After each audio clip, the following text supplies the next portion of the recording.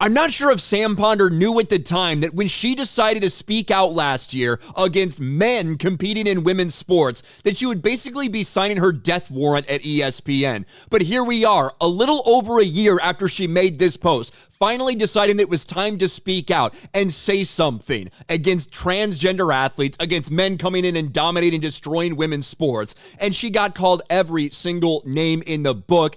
And quite frankly, it didn't seem to bother her at the time. When someone called her transphobic, this was her response: call me whatever names you want, but it doesn't change the fact that it's inherently unfair for biological males to compete in female sports. It's literally the reason they were separate in the first place. And of course, we saw the mainstream media go after her, call her a bigot for this or that.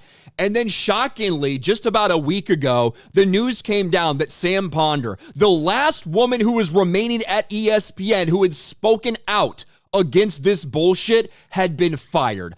No room at ESPN for women defending women's sports. And this came just a few weeks before the NFL season. Her show, Sunday NFL Countdown, which is coming off a really solid ratings year for them, was set to start just 3 weeks away from when she was fired. And boom, they dropped her just like that. And it certainly made people question the ESPN, well, it's just for budget cuts, we promise narrative, including former NFL sideline reporter Michele Tafoya, who obviously has become more outspoken since she left NBC, including on issues like this. Listen to her response when asked about this, when asked about why you think Sam Ponder was actually let go.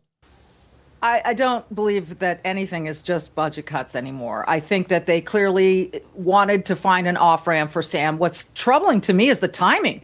This is 3 weeks before the NFL season begins. Her show, Sunday NFL Countdown, is coming off its best ratings year in quite some time. So I don't know why they would do this so close to the season and bring so much attention unless they want to bring in the next host and give that host a lot of attention. And, they did just that a day or two after this interview from Michele Tafoya.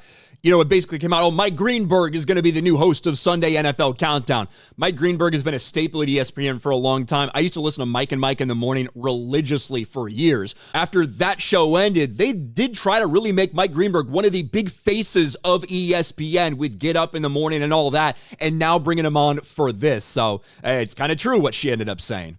What Sam said in that tweet was so reasonable. And by the way, Kirk Herbstreit, another ESPN announcer, also does the NFL on Amazon this week, said, I'm tired of being quiet about this. Men don't belong in women's sports. It is a majority opinion in this country.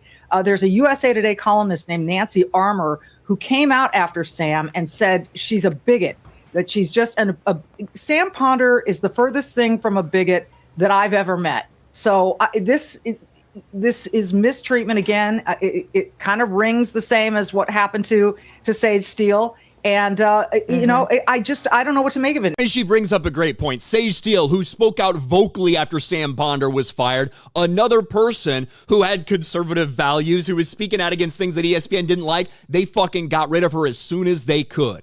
This is a pattern of behavior from ESPN. It is so blatantly obvious at this point. And now they fire the one woman left who is actually defending women's sports. Sad and retarded, but this is woke ESPN. Let me know your thoughts about this in the comments section below. Smash a like button, subscribe to the channel, ring the bell for notifications, share this video out there, and I'll talk to you later.